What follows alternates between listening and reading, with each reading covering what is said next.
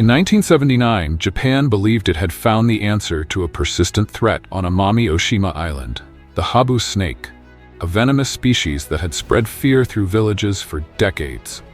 They bit farmers in the fields, terrified children on their way home, and each sent hundreds of victims into already overcrowded clinics. Clearly, something had to be done, and done quickly.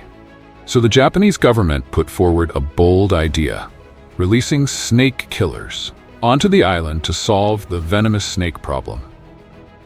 But unfortunately, 25 years later, that seemingly brilliant solution led to an outcome no one could have predicted.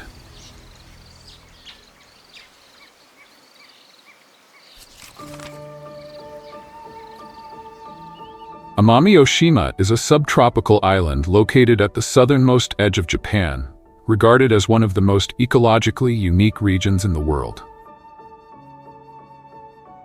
With a warm subtropical climate, more than 80% of its area covered by natural forest, and an isolation of hundreds of kilometers from the mainland, Amami Oshima is home to many endemic species found nowhere else on Earth. But this ideal environment also nurtured a long-standing threat, the Habu snake. This large pit viper typically grows over 1 meter in length, moves quickly, reacts with extreme sensitivity, and tends to strike with little to no warning. For decades, Habu bites were not only a nightmare for Amami Oshima, but a major problem across many parts of southern Japan. Statistics illustrate the severity of the situation. In 1980 alone, approximately 400 snakebite cases were recorded, and some of the victims did not survive. Each Habu bite can inject roughly 2 to 3 times more venom than many cobra species, and it is this high venom volume, combined with its powerful necrotic toxicity, that often leads to severe injuries. What made the problem even worse was that for a long time there was virtually no anti-venom available. And even when anti-venom began to appear, accessing it presented another challenge. The anti-venom was produced in liquid form and required strict storage conditions, making it impossible to keep in remote rural areas that lacked electricity and proper medical infrastructure. Ironically, it was precisely these rural areas where snakebite incidents occurred most frequently. Extending electrical grids and building proper medical storage systems for every small community required enormous amounts of time and cost. In this context, people were forced to search for another way out, a solution that seemed simpler, more natural, and more effective. And it was from this point that a pivotal decision was made. Under mounting pressure, Japan came up with what seemed like a genius solution, introducing a snake-eating animal immune to venom. And as so often happens, humanity's ambition to fix nature opened the door to a chain of consequences far beyond anyone's control. In 1979, around 30 mongooses, small, agile, and famous for their snake hunting abilities, were released onto Amami Oshima Island. In addition to controlling Habu snakes, these perfect warriors were also expected to reduce the rat population, delivering a double benefit to local communities. However, mongooses are not native to Japan. Their natural habitat stretches across South and Southeast Asia, from India, Bangladesh, Bhutan, and Nepal to Pakistan. The ecosystem of Amami Oshima, isolated and fragile, was completely unprepared to receive a new predator like this. Just over a decade later, the consequences began to surface. By 1993, Japan's Ministry of the Environment officially sounded the alarm, as the mongoose population grew far faster than anticipated.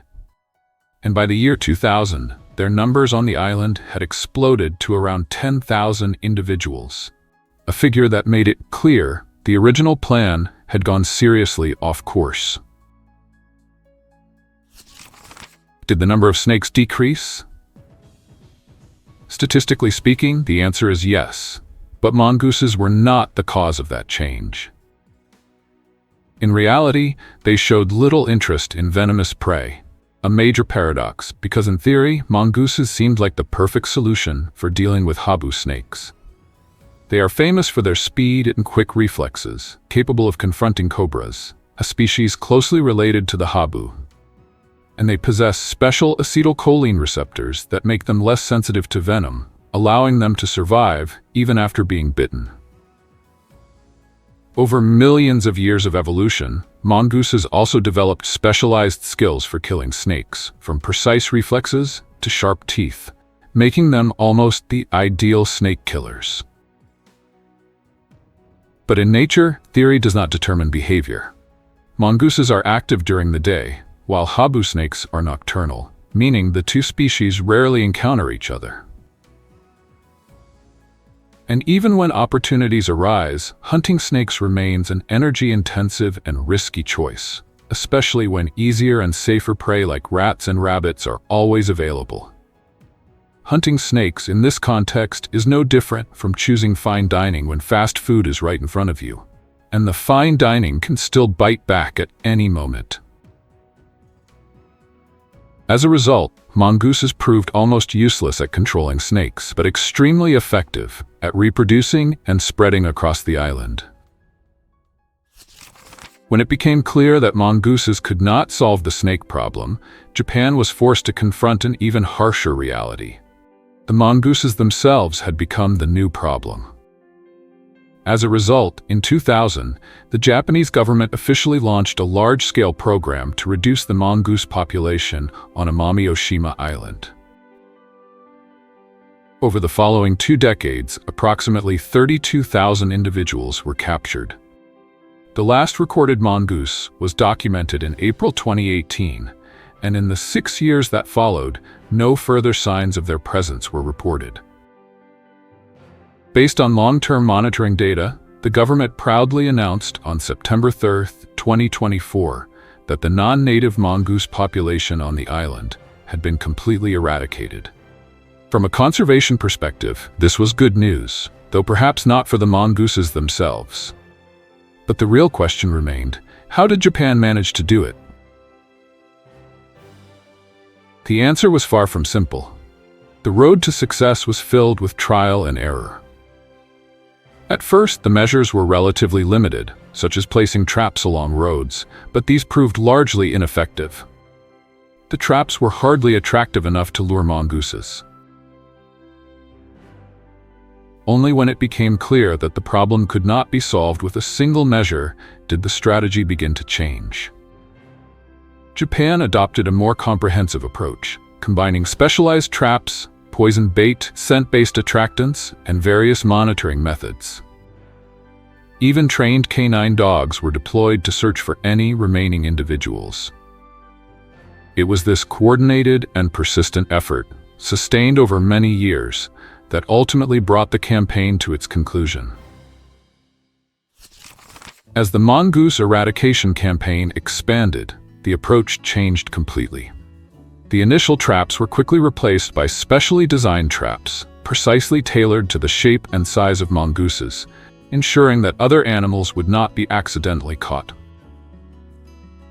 On monitoring charts, the number of traps increased in parallel with the gradual decline of the mongoose population, a sign that the new strategy was beginning to take effect. This campaign did not rely on technology alone. Local communities were also mobilized. Since 2005, mongoose hunting teams made up of residents and volunteers have continuously trekked through forests and mountains to set traps and track signs of their presence. According to estimates, Japan committed more than $300 million to this campaign, a massive cost in money, effort, and time, all for a single goal: the complete eradication of the mongoose population from the island.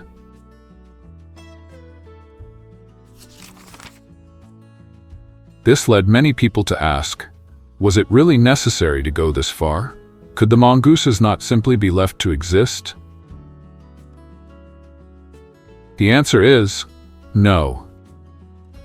Because instead of controlling snakes as originally hoped, mongooses quickly became a serious threat to the native ecosystem. They began hunting endemic species on the island, most severely affecting the Amami rabbit, a species currently threatened with extinction and often referred to as a living fossil, as it is the last remaining remnant of an ancient Asian rabbit lineage. Once widely distributed across the mainland, today this rabbit exists only on 2 small islands, and the arrival of mongooses drastically reduced the chances of encountering them. Not stopping there, mongooses also caused severe damage to the Ryukyu rat and many other endemic species. In total, around 15 native species were directly affected. Agriculture did not escape the consequences either. Mongooses hunted farm poultry, ate fruit in agricultural fields, and also spread diseases to species they did not directly kill. Within just 20 years, the habitat of some small animal species on the island, an area recognized by UNESCO as a World Heritage Site, was reduced by as much as 40%. All of this points to a clear reality. Introducing mongooses to Japan's small islands was a destructive mistake. Island ecosystems are inherently fragile, and native species there are not accustomed to facing mammalian predators, leaving them with little ability to defend themselves. In theory, the introduction of a new predator can disrupt ecosystems anywhere, but on islands, the consequences are always far more severe, especially when that predator is a mongoose, a species that will eat almost anything it can catch. It took nearly 25 years to completely eliminate mongooses from Amami-Oshima, and almost half a century to bring the entire project to a close. Although killing such a large number of mongooses may sound extremely cruel, from the perspective of native species conservation, Japan made the right choice. With invasive species, time is the decisive factor. If they are allowed to spread and reproduce excessively, removal later becomes far more difficult, and in some cases, virtually impossible. The fact that no mongooses have been detected on the island indicates that Japan acted within an extremely narrow window, often referred to by ecologists as before it was too late. Worldwide, there have been only 9 cases in which mongooses were successfully eradicated after being introduced. And Amami-Oshima is the only case in which this was achieved on a large island, an exceptionally rare achievement in the history of invasive species control. Meanwhile, the problem of Habu snake bites has also gradually been brought under control. By 2020, the number of snakebite cases had dropped to around 60 per year.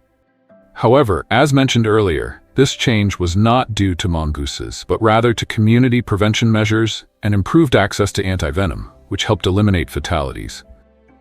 In fact, since 1992, there has not been a single recorded death caused by Habu snakes.